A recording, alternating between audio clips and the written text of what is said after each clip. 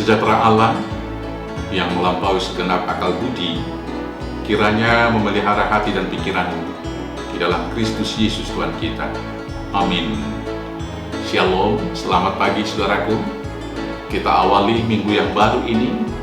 Kita mulai dari hari Senin untuk melakukan tugas panggilan kita satu minggu ke depan. Mari kita lakukan semuanya hanya untuk kemuliaan Tuhan. Untuk itu kita diberangkatkan firman Tuhan yang tertulis dalam kitab Injil Yohanes pasal 3 ayat 20. Demikianlah firman Tuhan. Sebab barang siapa berbuat jahat, membenci terang, dan tidak datang kepada terang itu, supaya perbuatan-perbuatannya yang jahat tidak nampak. Demikianlah firman Tuhan.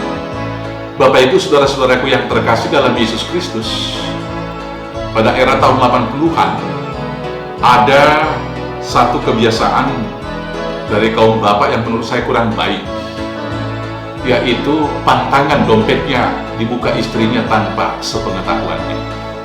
Katanya, kalau istrinya membuka dompetnya tanpa sepengetahuannya, maka rezekinya akan terhambat.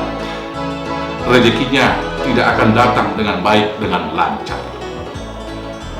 Pada saat ini juga, relevan dengan itu, ada juga kebiasaan orang saat ini, yaitu baik suami maupun istri, handphonenya tidak dapat dibuka oleh pasangan mereka masing-masing. Atau setidak-tidaknya, satu handphone boleh dibuka, tapi handphone yang lain tidak dapat dibuka dengan alasan ada rahasia kerja, rahasia perusahaan di dalamnya. Untuk tidak dapat dibuka oleh pasangan masing-masing, ada sebagian orang yang mengganti-ganti nomor PIN dari HP-nya itu tiap-tiap hari, sehingga pasangannya tidak dapat membuka dengan leluasa. Tetapi benarkah seperti yang dikatakan itu? Mari kita coba analisa. Benarkah kalau istri membuka dompet suami tanpa sepengetahuan suami, maka rezekinya akan terhambat? Benarkah kalau seseorang yang hidup sudah menjadi suami dan istri, menjadi pasangan, masih punya rahasia perusahaan, itu dengan tidak mengizinkan pasangannya membuka handphonenya tanpa sepengetahuannya juga? Saudara-saudaraku yang terkasih, bukankah suami dan istri itu sudah menjadi satu daging? Dan kalau sudah satu daging, sesungguhnya tidak ada lagi penghalang apapun, tidak ada rahasia apapun, semuanya harus telanjang, atau istilah sekarang harus transparan. Di dalam Kejadian 2 ayat 25, firman Tuhan mengatakan di sana demikian.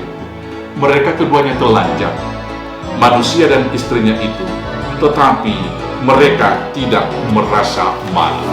Tidak ada selembar benang pun yang menutup. Artinya, tidak ada rahasia masa lalu, tidak ada rahasia sekarang juga, tidak ada rahasia dompet, tidak ada rahasia perusahaan, tidak ada rahasia di dalam handphone yang mereka gunakan. Maka sangat jelas arti firman Tuhan hari ini kepada kita yang mengatakan, sebab barang siapa berbuat jahat, membenci terang, dan tidak datang kepada terang itu, supaya perbuatan-perbuatannya yang jahat tidak nampak. Yang kita baca tadi dalam Yohanes 3 ayat 20. Hidup anak-anak Tuhan adalah hidup sebagai anak-anak terang. Dan sebagai anak-anak terang adalah hidup di dalam kebenaran. Dan kebenaran itu tidak pernah sembunyi-sembunyi. Dia suka pada terang dan selalu berterus terang. Tidak ada rahasia di dalamnya.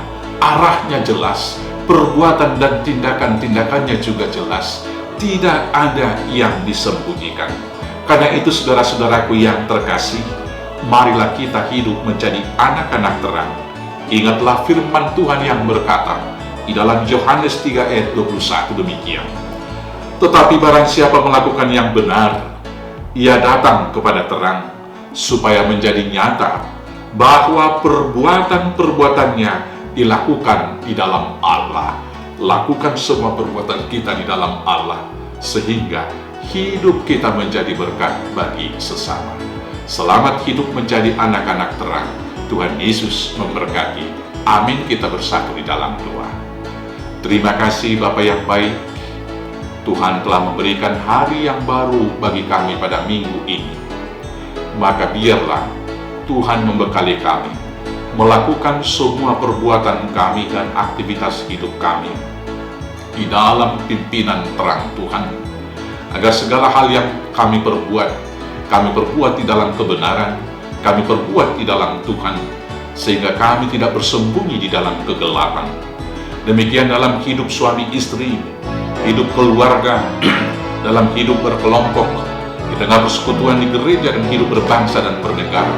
Ajar kami, agar kami menjadi anak-anak terang yang melakukan segala hal yang baik. Beri bekal hidup jasmani dan rohani bagi kami pribadi masing-masing dan bagi hidup keluarga kami.